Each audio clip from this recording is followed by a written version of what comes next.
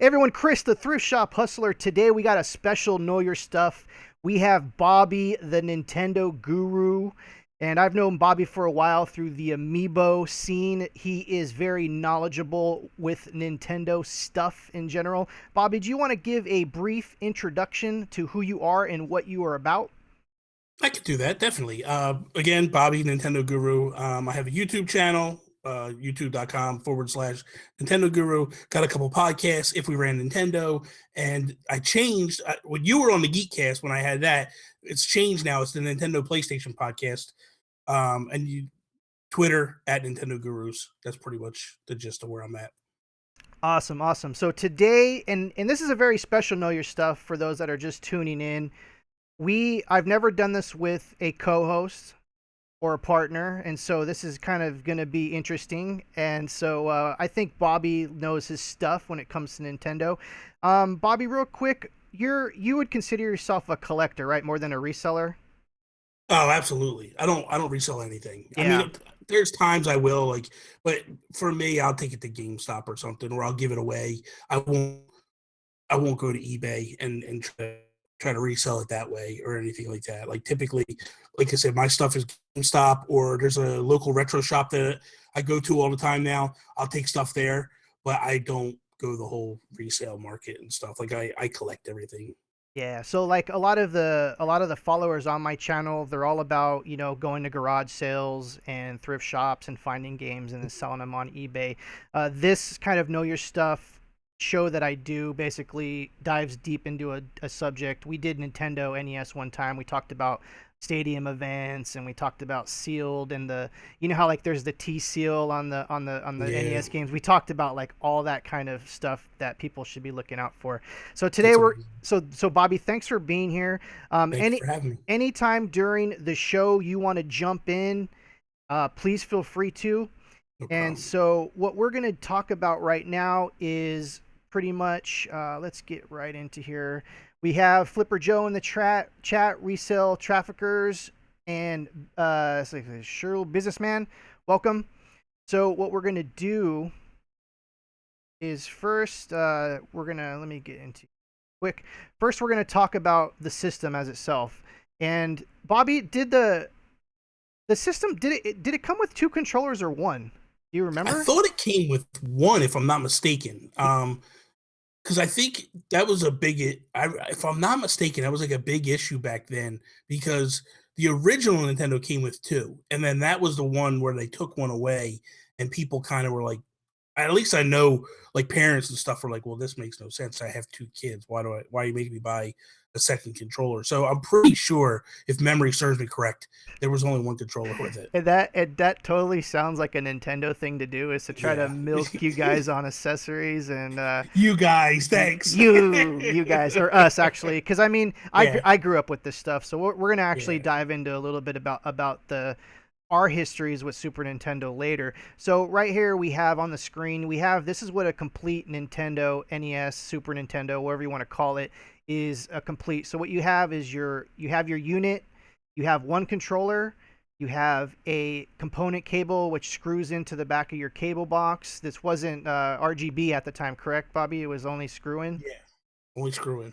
And Yeah, it, I think later on when that stuff started to come, that was a separate purchase to kind of like upgrade. It was like an upgrade of visuals, so so it wasn't the initial. so NES did have RGB down the road. Yeah, Oh, okay, cool. yeah, So then there are also the power pack. So these are the things you need to look for. Some of the common issues, sometimes the eject button there in the middle doesn't want to work. You want to kind of stick the game in the top, pop it out. There's also the reset button and the on and off button. Make sure that those are working. The reset button is a spring activated button for those that don't know, so it doesn't click on and off. And is there anything else you can think about, Bobby, just looking at the complete thing that you want to talk about? yeah. I forgot there was an eject button in the top. That's Yeah. crazy. Yeah, that I completely forgot about that. Yeah, That's funny. that's one of the common things that would get broken on those is I don't know Yeah, exactly the mechanism inside, but being kids, like I don't know, we were rough with our stuff. So another thing to look out for too that I thought I just remembered right now is the actual systems start to yellow. You're gonna find a good yes, amount of these. that aren't going to be in great condition as far as the sun. The sun didn't; these things didn't age well. So if you can find one at a relatively good price that's not Yeah. yellow, I mean, even the yellowed ones you can still get a pretty good amount of money for. So basically, this is what you're going to want to look out for this. So, There's a Bob, couple custom. There's a couple customizers. Speaking to your, but there's a lot of customizers out there that won't touch gray NES Super Nintendos. They will only touch the ones that are yellowed out. So if you're looking to get a customization job, that would be one you want to look for. Get a yellowed one, send it off, and they'll do all the customization work on it, no problems. But there's a couple that won't touch unless they're yellow. that actually brings up a good point because it almost like they're kind of they're realists because they don't want to ruin The a natural. nice one because Yeah, those are starting to get really hard to find. The one that I owned is yellow, so yeah. it just the plastic just turned, and it wasn't even in the sun. It just turned bad over time. No, what they said was apparently the Nintendo had two. I guess the parts were getting manufactured in different warehouses, and the one warehouse was using a cheaper plastic, and they didn't realize it. And then when they put it all together months later, it started to yellow out. It was almost like you lived in a smoker's house, Yeah. and it started to yellow out. You know what I mean? But yeah, that was the story. That's what they say back in the day. That's what happened. So everyone, this is a complete Nintendo. That I guess like if you didn't really have to have Super Mario World also if you wanted to sell this as a complete unit, even though the game. The system did come with that one. Let me just look at really quick and see if there's any boxes so I can show you guys what the boxes look like.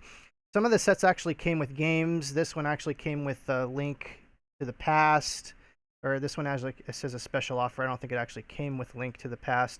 I know, Bobby. Some of the systems came with games. I think there was a Donkey Kong one. Later on, yeah, when Donkey Kong Country came out, they did one like that. I want to say there was definitely a Super Mario one because that's the one I got. And then they did later on. I remember doing a Legend of Zelda: Link to the Past version, but they used to do a lot of bundles. Like Nintendo would always throw some crazy stuff in there. And I want to say, you know what, I could be wrong. I think Pilot Wings came bundled in, Oh and man, my mom bought me Super Mario World separately. So that's that. I was wrong. It was.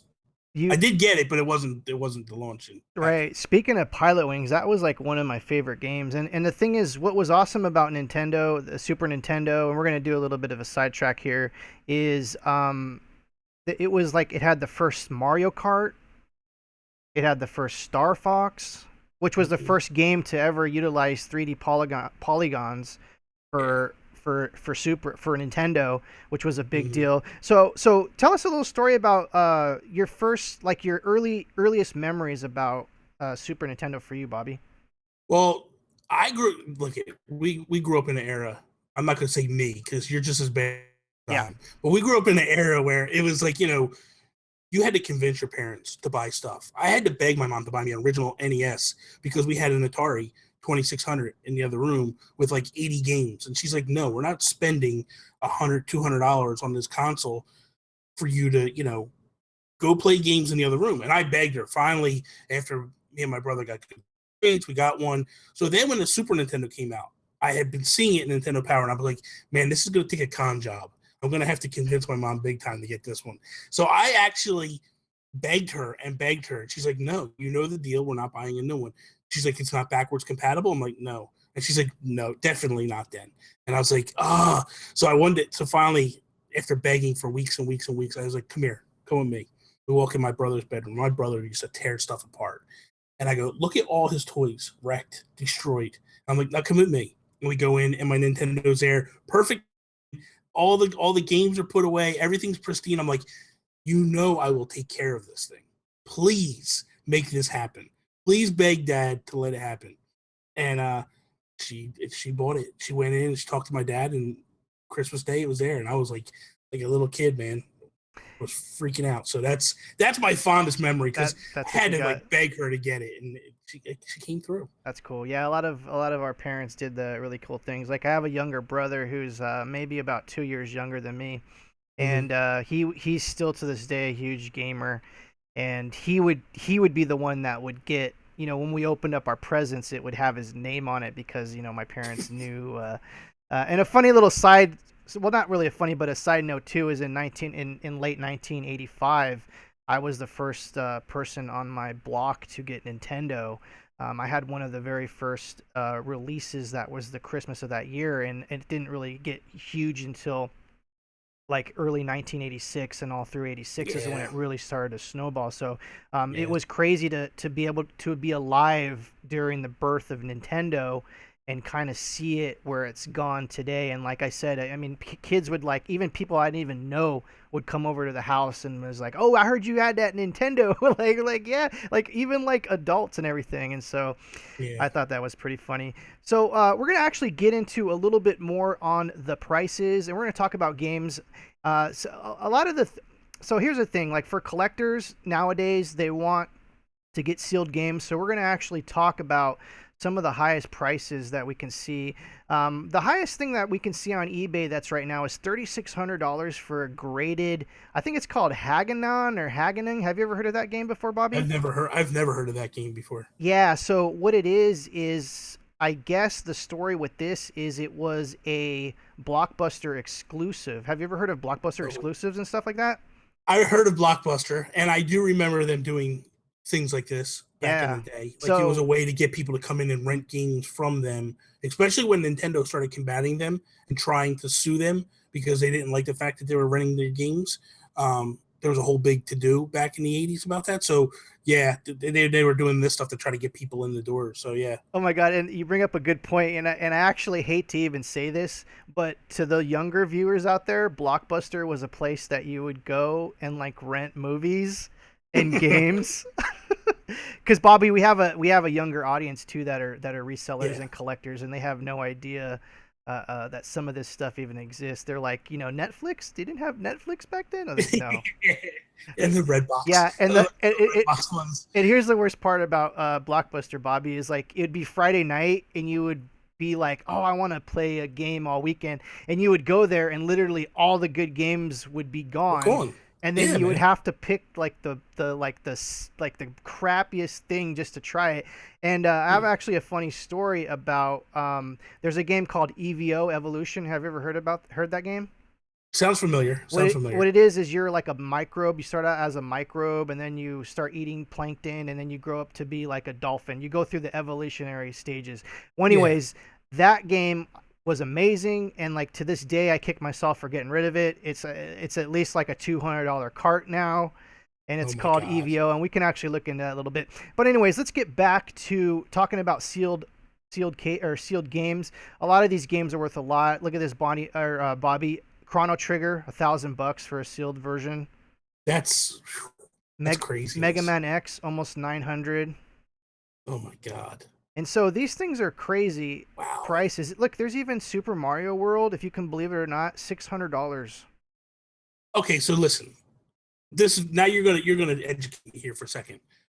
So sealed. How do you know that this is a legitimate seal?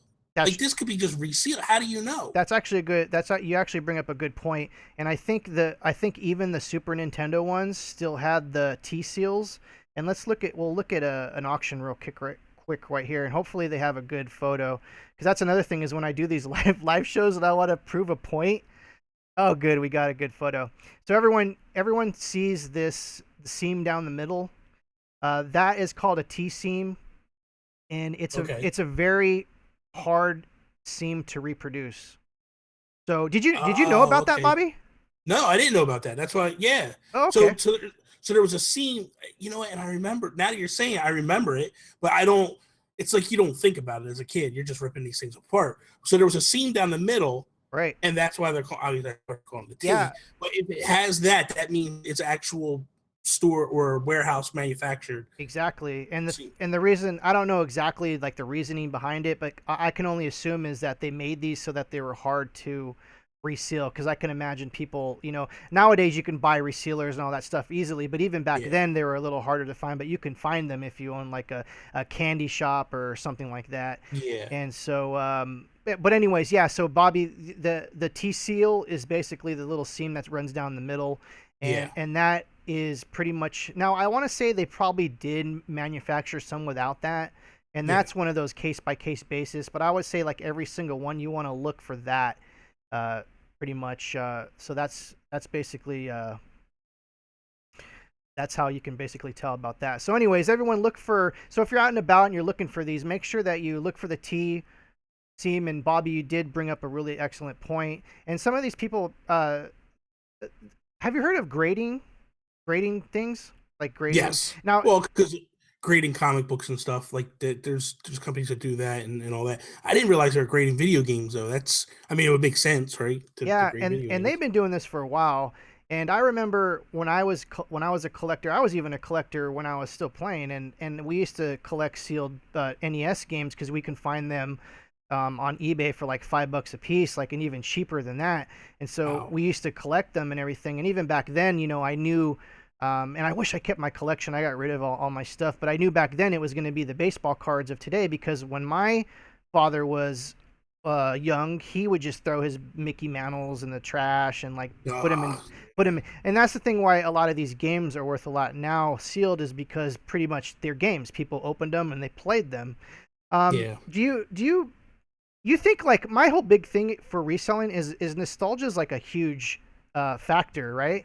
Yeah, absolutely. I mean, that's basically what makes you go, look, they're not going to make money unless you got an idiot like me that's like, oh my God, I want to rekindle my youth, and that's what happens. Like right now, I'm going through and I'm buying old NES games. The difference is I don't care about the box and I don't care about all the rest. If I get it, that's great, but I'm not going to overpay to just play the game. You know what I mean? Like I'm not one of those collectors where it's got to be like I'm trying to enjoy and recapture my youth to some degree. So, but there's guys out there that are like, I want it pristine, and that's where these guys.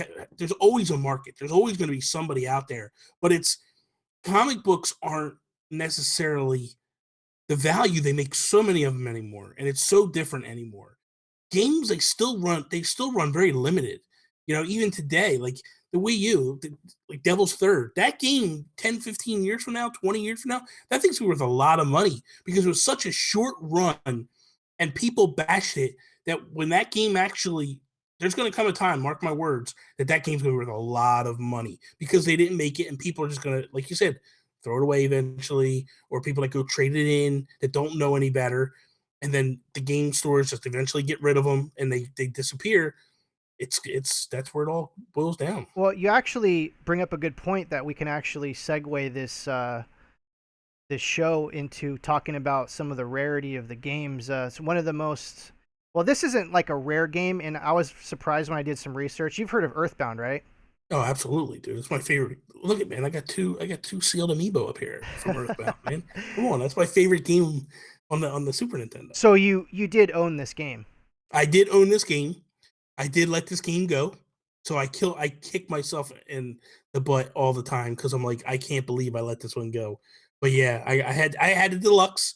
I had this thing was almost $100, $100 cartridge back in the day, man. But I had the strategy guide. I had all of it, everything that came in with it, and so that was a big deal back then. See, I didn't know there was there two versions. There was a deluxe version, and then there was like a regular. Or was it all the same thing? I think a long time later. Like, well, this game kind of came out towards the end of the life cycle, so there was like a regular version, but I don't. I think it was a very short run, very Right. short one.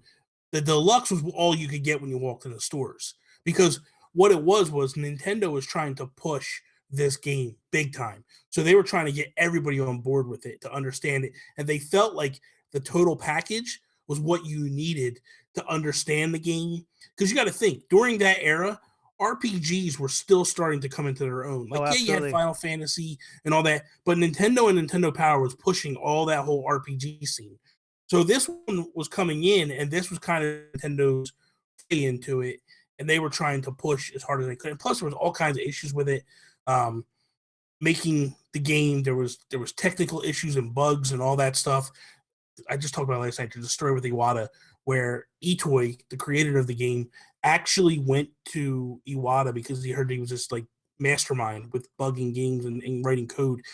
Iwata looked at the code that they had already working on the game. He's like, "Look, I'm going to come on board with you. I could do one of two things. I could scrap what you have now, and I could start from over and write the code. Take me about a year and a half to write the code and get the game up and going. Right. Or I can fix what's here, and it's going to take me 3 years. Take your pick. Oh And man. they said go start from scratch. He did from scratch. He was done a year and a half. So there's a lot of like backstory stuff with this that was going on at Nintendo, like issues with this game. So they were trying to get as many as they could sold as possible. So they were doing a deluxe all across the board. So the thing that I wanted to bring up on this, and that's good information to know. I didn't know any of that stuff. Is I was usually you correlate high price with rarity, and they made a pretty good amount of these. And doing my research, it's more of this game is just so good, and Yeah. there's so many people that want it. It's more of a supply and demand thing than that they didn't make too many of these. But you actually bring up a good point that some games that are really that cost a lot originally, and $100 for a Super Nintendo game back then was a pretty good amount of money. Not like today where some pre-release Star Wars Battlefront 2 is like $100 or $80. Yeah. That's commonplace. But back then, sure, like I paid $50 for Zelda in 1986. I still remember Yeah. that to this day. It was Yeah, me I too. bought that on my birthday. It was crazy, and it was $50, and that was like the most expensive game back in the day. So I mean, Super Yeah. Nintendo games, $100 is still crazy. So I want to let people know. And there's also another thing too, Bobby. And I don't know if you're familiar. There's also like reproductions now, and people try to pass on. Yeah. They're like make really good high quality labels. They'll put the labels on a WWF or Yeah. like Ken Yeah. Griffey Jr. baseball or something like that. Yeah. And they'll try to pass it off. So if you can see, let's see if we can actually look in here. There's some auctions that will actually have the cart taken apart so that you can see the chips in them. Yeah. Because I have noticed that at times too. yeah, so when you see if anyone's on eBay and they see like I don't even see if there's even one of these that are opened. But anyways, if you see one that's open and you see the motherboard or the chips exposed, that's what that's for. So Earthbound, definitely cool. Yeah, I never played Earthbound, Bobby, but I heard it's pretty legendary. Have you ever heard of the Yeah. brand Koei? Yes. Koei, Well, Koei Tecmo. Like yeah, they kind of merged later on. Yeah. right. Koei was the RPGs that I used to play. They did like a World War II one. I think it was Mhm. Romance of Three Kingdoms. Yep. There was there was a pirate one called Uncharted Waters, and I probably put more hours into that game than any other Super Nintendo game. Definitely.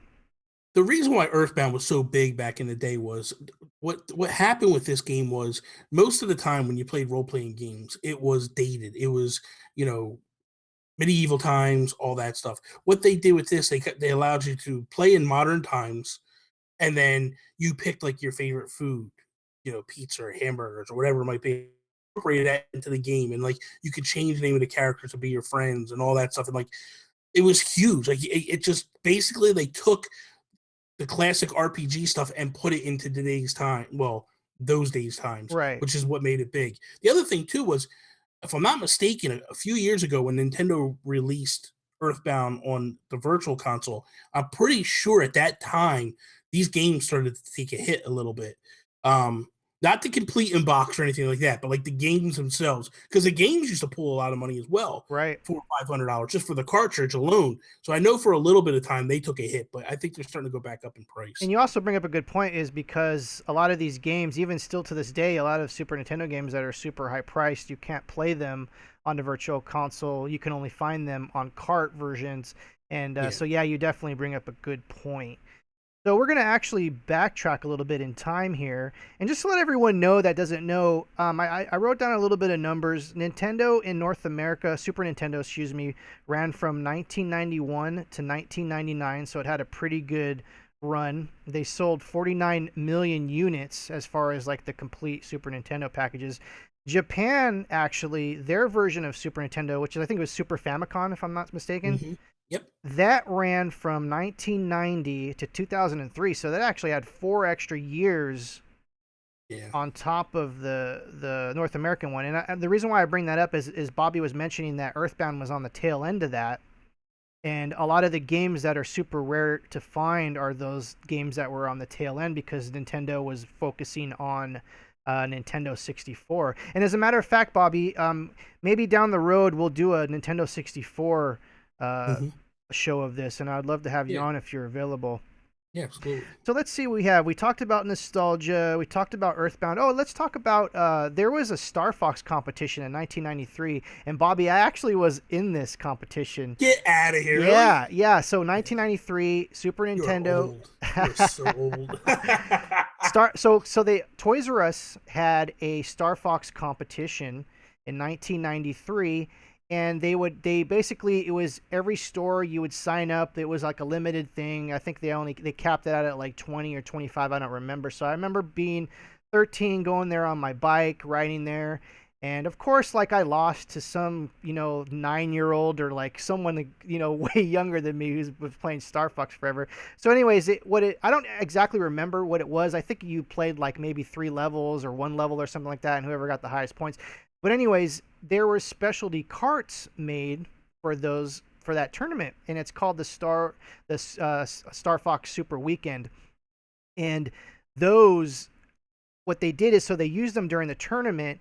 And so Nintendo had, and I want to say real quick, there was only 2,000 of these made. That's what the collectors have figured out over the years. So anyways, they had these at Toys R Us. You played it for 1 weekend. It was 1 weekend only. I lost, but I got like a Star Fox pin, which I don't know where that was. So like whoever won would go to like they would, I want to say they even went to like a championship or something like that.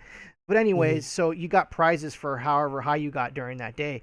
So, anyways, what I want to say is they made a special cart for that. It was called Star Fox Weekends. You can still find these. I mean, they're rare, but they're out there, just like the World Nintendo ones out there. And I just want to people know that this cart goes for like $2,000, Yeah. $1,500, and it's crazy. So people look out for that. So yeah, I thought this was actually funny when I was doing my research on this. I was part of this, and also a little bit of history. So Nintendo took all 2,000 carts, and they actually sold some through Nintendo Power for Mhm. $45, and they Mhm. also sold some to Blockbuster, so you were able to buy them at Blockbuster. So I don't think, yeah, let me see. So they did have a box and everything. I guess the ones that were never used, or maybe they were just opened up. Finding a sealed one of these would be like finding like a $10,000 item, because most of these were open for the tournaments. And so there was also a Donkey Kong Country. We won't go into that because that's pretty Mhm. much the same thing, where it was a Yeah. competition. They didn't make too many of those. One of the fun items that I wanted to um, I don't want to say I want to stump Bobby today, because that's not my style. But do you could you do you remember the I guess it's called paraphernalia. Do you call them paraphernalia, or like the Yeah. accessories, like the extra, Yeah. like the gloves? What do they call Yeah. that? Yeah. Yeah. Yeah. Yeah. Accessories. Peripherals. Peripherals. Peripherals. Peripherals. Yes. Yes. So, could you think of like the most craziest peripheral for Super Nintendo? For Super Nintendo. Oh, I want to see. I know a couple peripherals, but you're saying the craziest, The and I'm most thinking, wackiest one you can think of. man, because you had like the mouse pad, you had the Super Scope 6. Oh man, Mario Paint was amazing. I love that game. Yeah, that was amazing. I love that thing. I don't know. Like I would just say you're gonna throw something crazy at me, and I'm Yeah, because I starting. honestly I didn't even know about this. Yeah, That's how crazy it is. Okay, so you ready? yeah, yeah, yeah. Nintendo came with an exercise bike as an Oh, get out accessory, of here! and I I'm think I remember this, and it had the screen on the it. top of the bike, right? Yep. No, I have no idea how much retail this was. Like, I'm assuming it was crazy. It's called the Entertain bike, like almost like a Yeah. psych bike, but it's Entertain bike. So, anyways, I it remember seeing it in Nintendo Power. That's why. yeah, But it was so super rare at the time. Like they were talking like this might not even get made at the time. Like this was a prototype. That is right. crazy. So I have no idea what the price is on this, but anyways, I want to let everyone know that this is a thing. There was 2 games that were only made for this. There was like a mountain bike game, and Yeah. then there was and then they came out with the same game and it had Speed Racer on it, and that's the game that's the hardest to find. And let me go. I think I had it saved here. Look at this, Bobby. A sealed version of Entertain Bike, Mountain Bike Rally, and Speed Uh-huh. Racer, $4,500 sealed. Wow. That's crazy. And the story behind this is there's people that said that this game didn't really even go to the stores. That the only reason why this game even exists is that they were in an old Nintendo warehouse, and someone, I don't know if they liquidated that stuff, but that's how this stuff actually came to being. The mountain bike rally was found, in the stores and everything because they sold that Entertain bike, and Yeah. so this is like one of the most holiest grails as far as Super Nintendo games. So I thought, $4,500. yeah, Good well, that's what lord. they're asking for it. I know. Yeah, that's what they're I'm asking for. sure they'd get. I've heard this game is sold for around two or three, but Let Chris, let me do this. Let me go to your house. Let me just dig through your couch and pull this out. I know you got this money laying around, and I'll just buy this thing. You know what I mean? right. Well, you got to get the bike too. I mean, I guess if you find this sealed, you're not going to want to open it, obviously. But No, exactly, exactly. it would be kind of interesting to see. So there was no comps, there was no completed auctions on the bike. I really wanted to see how much that goes for. There's some other crazier things, if you can believe it, in the Super Nintendo world that I researched. There was another competition game that there was only two made, and it was literally like a motherboard that plugged into the top of a Super Nintendo. And Wow. I don't have any research for that, but the last one sold Yeah. for $12,000, and Holy crap. yeah, so there's a lot of crazy stuff out there. Yeah. So let's see. We talked about nostalgia. We talked about the bike. I wanted to throw the bike thing at you. That's Do you big, think that's man. crazy? That's nuts. But I remember, dude, as soon as you said it, I was like, oh my god, I remember seeing that in Nintendo Power. Now I'm gonna go research. I'm gonna look it up and find it, and I'll like take a picture of my Nintendo Power if I have it, because I got a bunch of those. I've been collecting those. Yeah. So basically, it was like a fun, exercise Oh, that's thing. That's amazing. great. That's great. That's great. Did you ever see? Not a little tangent, but you ever see the TV combo that Sharp did for the regular Nintendo Entertainment System? So it's a TV. You know how you used to get TVs with VCRs built into it. Yeah. Nintendo partnered with Sharp, and they did these TVs with a Nintendo Entertainment Center built in. And the cool thing is, they actually did the controller, the NES controller, but black. So it's just a black controller. The TV was black, and these things are like they're expensive too. To be honest, like I've been knee deep in collecting Nintendo stuff for my whole life, but I've Mhm. never heard of that. Oh, it's amazing! It's amazing. Apparently, they were actually a lot of them were sold to hotels in Japan, and they weren't really. They were brought here, but the one model was the second model, which was an upgraded model, made its way to Japan. And Japan, they ate them up. They were, like I said, they were using hotels a lot of the time. Yeah, and that's another thing I wanted to bring up, and I didn't actually list any of this stuff, and I should have put it on my eBay thing when I was doing this setup for the show. Is actually there's those um, stations that you'd go into like Sears, and you'd be able to Mhm. play, some demo games and stuff like that. Yeah, Those are very highly collectible too, especially the Nintendo ones, Super Nintendo ones go for a good yeah. amount of money. So, Bobby, do you have we're gonna almost wrap this up. I think we pretty much Mhm. covered like a lot of the stuff and a lot of the crazy Yeah. stuff. Do you have any crazy NES stories that you want to tell? Anything like that's memorable? Anything you talked about how you got your first Super Nintendo, but do you have any other stories? Maybe like a game that you lost or anything like that? Man, it's crazy because when you think back in that time, like the biggest thing was getting ripped off in school. Like you would let a kid borrow a game, and it would take you like half the school year fighting with this kid to finally get it back. And it wasn't like it was different times and eras. Like like you just had to take them for their word. And there Right. was games that like I would let kids borrow. But I'll tell you what I really remember from the Super Nintendo. That really I wish I had these things, and if you can find them, you got to get them. So back at the end of the Super Nintendo, when they were getting ready to launch the Nintendo 64, they basically got this whole thing, this whole new like graphic system, and that's what Donkey Kong Country was based upon, Right. Silicon Graphics.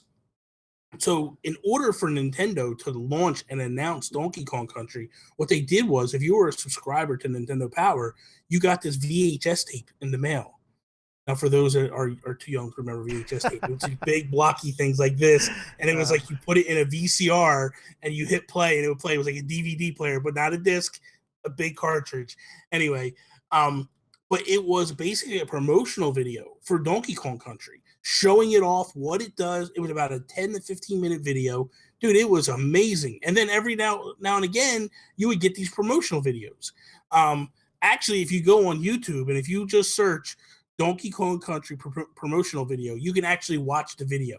Someone uploaded a bunch of them to YouTube, but that's probably the coolest thing because I didn't ask for it. I didn't even know it existed. I remember one day my mom walks in with it because back when you're a kid, you're not allowed to touch the mailbox, right? I'm not allowed to touch the Right, mailbox. right. You gotta wait for your parents to get home. My mom came home with a bundle of stuff. She's like, "Here's this package from Nintendo." Your mom tells you there's a package from Nintendo. You're freaking out, man. And I'm like, "What are you talking about?" I get it. I'm like, "What is this?" And I'm like, "Mom, it's a VCR tape." She's like, "What is that?" I put it in. I started watching. And I'm like, "Holy cow!" I literally that weekend went to Electronic Boutique. That's before GameStop, and pre-ordered Donkey Kong Country because I was like, I gotta have this game. They didn't even know about the game. They were like, because back then it wasn't like GameStop now where they type it in and the game pops up. They had no clue about this game. This game was nowhere on the radar, and they were like, "What are you talking about?" And they're like, "Okay," and they just took my name and my phone number, and told me I put the game I wanted. And then a couple months later, I went in because you didn't have to put money down back then. You just tell them you wanted it, and they would bring it in. A couple months later, I went and I was like, "Do you got my pre-order?" Like, "Oh yeah, it finally came into our system, so we're gonna put it in the proper way, and you got it, no problem." I did the same thing with Nintendo 64.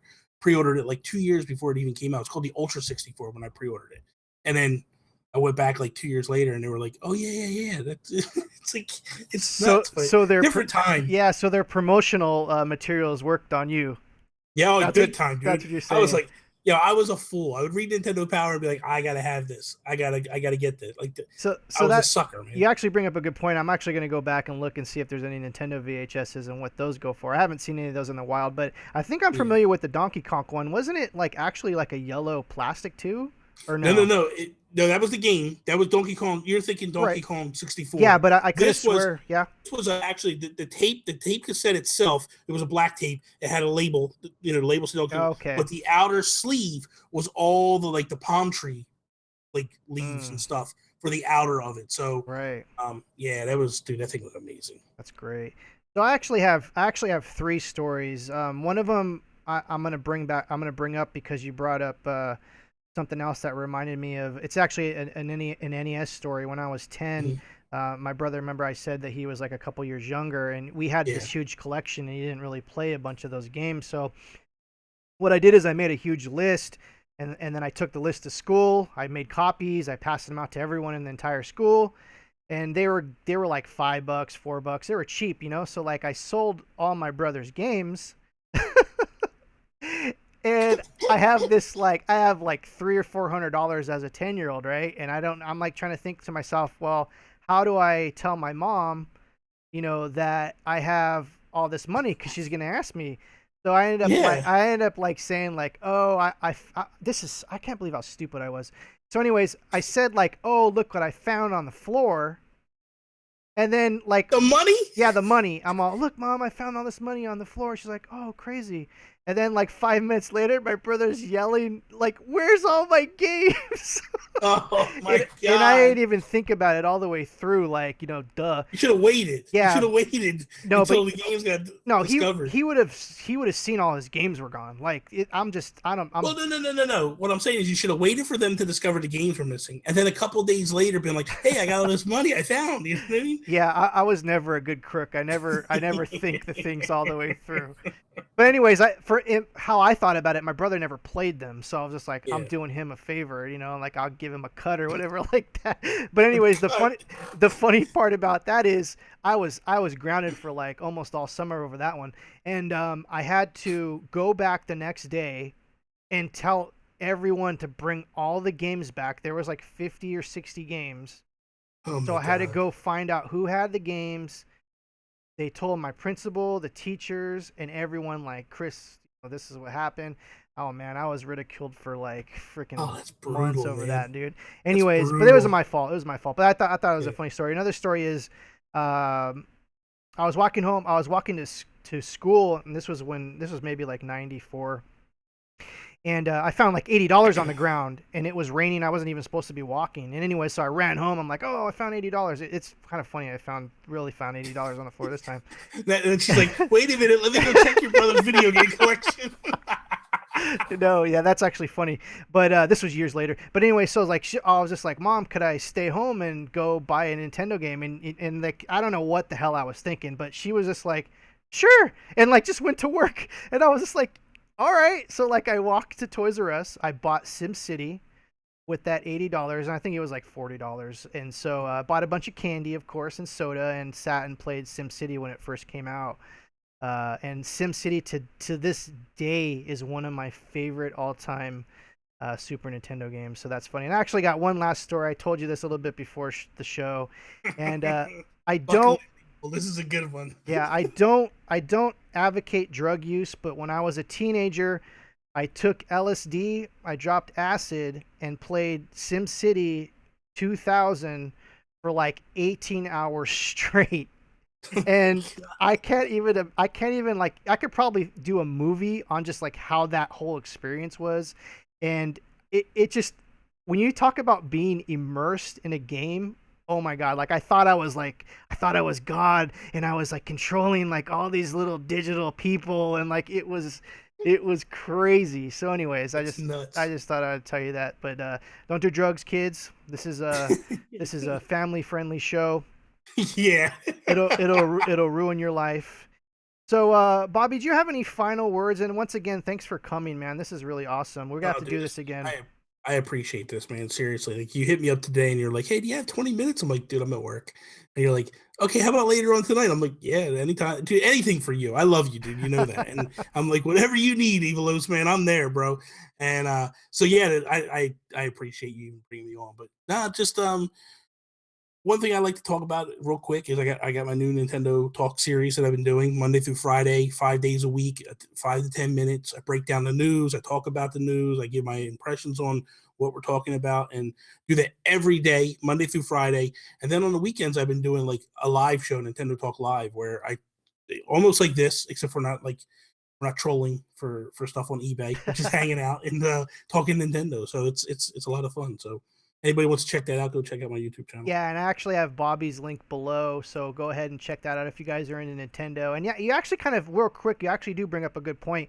A lot of Nintendo collectors, they don't like, I guess they call it scalpers or whatever, or Yeah, resellers and stuff like that. There's a whole like stigma. stigma and friction But between. see, here's the thing. Here's the difference, and this is the truth. This is the way I feel. What we're looking at here, I don't have no issue with these guys. There's a value.